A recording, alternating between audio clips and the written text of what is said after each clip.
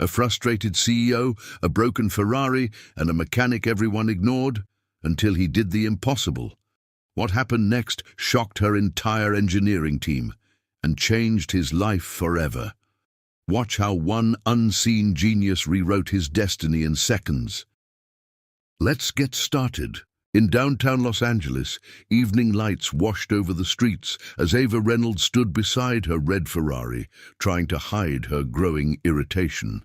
The expensive machine, her pride, had stalled again. She had already called 3 certified engineers from the dealership, and each left with excuses instead of solutions, worsening her mood. As Ava paced around the car, she jabbed her phone's screen. Venting her anger at customer support, she expected premium treatment for a premium car. Instead, she received apologies and promises. The engine misfired every time she accelerated, turning a luxury ride into a constant headache she couldn't ignore. Her frustration peaked when the tow truck driver refused to attempt further repairs, insisting it was beyond his scope. Ava clenched her jaw, already calculating the money and time she had wasted on this issue. That's when a soft, hesitant voice cut through the noise, surprising her completely. "Ma'am, I think I can help." Ava turned sharply. Standing a few feet away was a young mechanic, grease-stained hands, worn boots, hair messy from a long day's work. His expression was shy but steady. She had seen his workshop earlier, a small old garage squeezed between tall modern buildings. Ethan Cole didn't look like someone who should be anywhere near a Ferrari. His clothes were dusty, his posture unsure. To Ava, he looked like every underpaid corner shop mechanic who barely managed simple tune-ups. She opened her mouth, ready to dismiss him politely, but stopped when she caught his eyes. There was no arrogance in his gaze, only a quiet confidence. He studied the car as if he already knew what was wrong. Something about that subtle certainty made Ava pause. She sighed, deciding she had nothing left to lose. "Fine," she muttered. "Go ahead and take a look." Ethan approached slowly, trying not to appear overly eager. He had seen luxury cars before, but working on one was rare. Still, he believed machines were machines, each with a voice if you listened carefully. As he opened the hood, the city's noise faded, replaced by the familiar thrill of problem-solving. He leaned in, scanning the internal setup. His eyes sharpened as he traced the wiring and connections. Something didn't align with the Ferrari's standard configuration. A faint crease formed between his brows. He gently touched a section of the circuitry, already forming conclusions in his mind about the cause of the misfires. "Someone installed the wrong module," he murmured almost to himself. Ava blinked. "What do you mean, wrong module? Ferrari engineers worked on it." Ethan pointed at the part. "This isn't the original, it's a cheaper, aftermarket version. It's interfering with the timing and airflow sensors. You'd never get full acceleration with this installed. Honestly, I'm surprised the car even starts." Ava stepped closer, disbelief tightening her voice. She had paid thousands for premium servicing.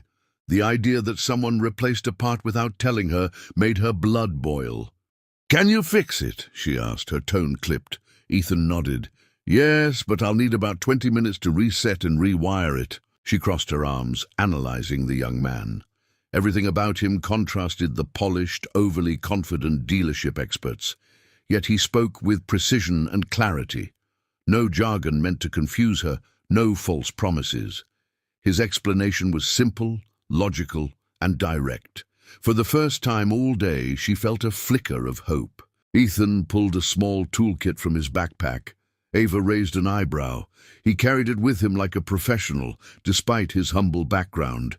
He moved with surprising speed, detaching the faulty component, isolating the wires, and repairing damaged connectors. His hands worked with practiced finesse, revealing years of unspoken experience. While he worked, Ava watched him closely. His focus never wavered. Every action was deliberate, almost methodical. He didn't treat the Ferrari with fear or hesitation. He handled it with respect, as though understanding its personality.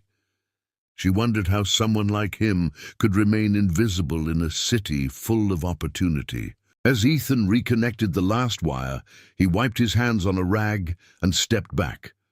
"Try starting it now," he said softly. Ava took a breath, settled into the driver's seat, and turned the ignition.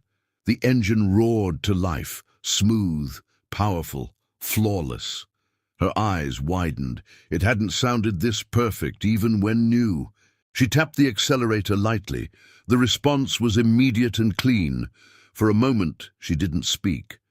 She simply listened, truly listened, to the steady rhythm of a perfectly tuned engine.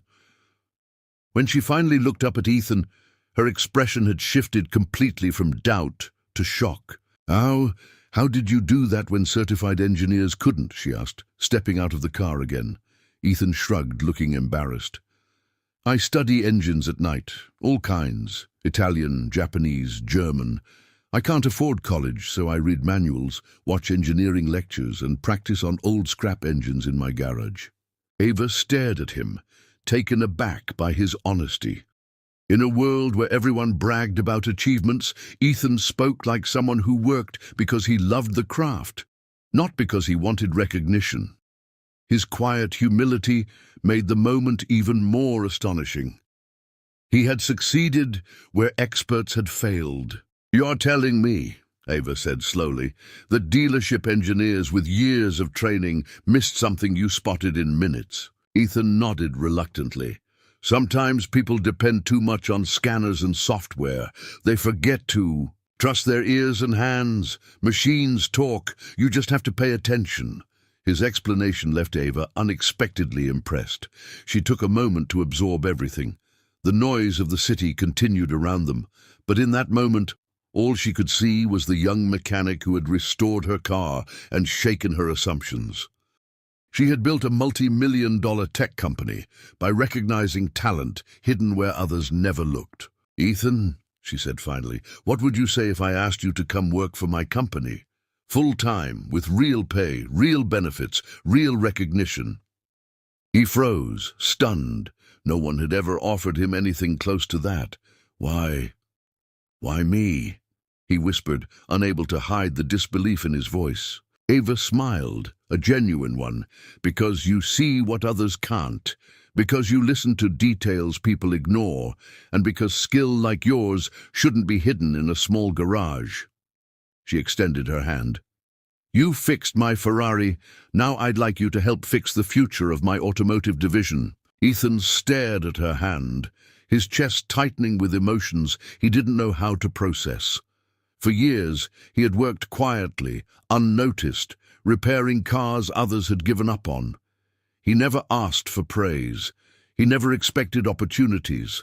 He had simply kept going because the work made him feel alive. Finally, he shook her hand.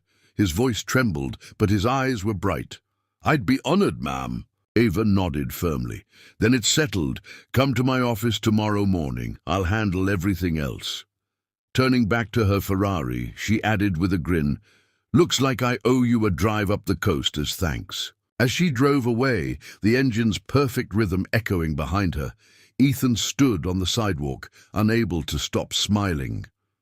For the first time in his life, someone powerful had seen him, not as a nobody, not as a corner shop mechanic, but as a man with talent worth recognizing. The city lights glowed brighter that night as he walked back to his small garage.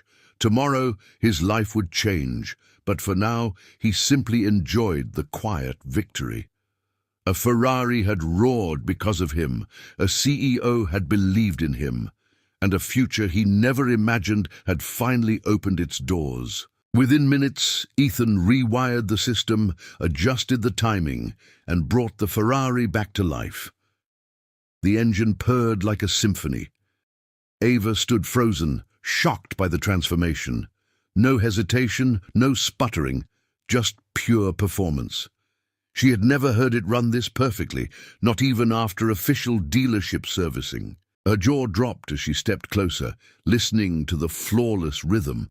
It didn't seem possible that a single mechanic, working alone with a small toolkit, had accomplished what her entire engineering team had failed to do.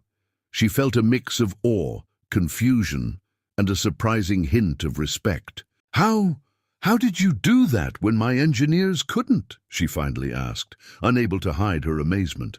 Ethan wiped grease off his hands, embarrassed by the attention. "I just study engines every night, old manuals, online lectures, anything I can find. I don't have a degree, so I teach myself." Ava stared at him, her expression softening with each passing second. She had met hundreds of employees in her career, confident, polished, highly trained, but she had never met someone who carried this rare combination of humility, instinct, and raw technical brilliance. It made her re-evaluate everything she assumed about talent. This quiet, overlooked mechanic had solved instantly what highly paid experts couldn't. She felt a sudden heaviness in her chest, the realization that sometimes the brightest minds existed in places society never bothered to look.